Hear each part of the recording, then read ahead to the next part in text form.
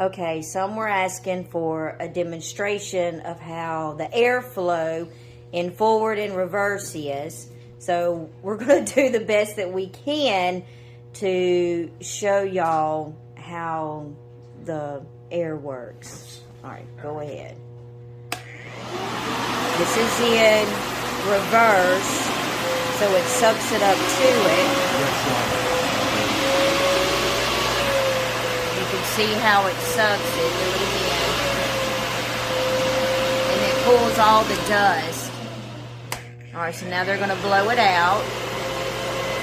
And you can see how it blows.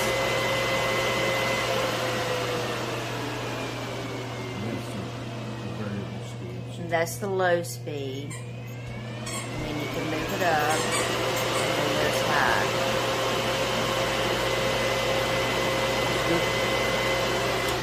I hope this helps. If there's any questions, please let us know. Thank you.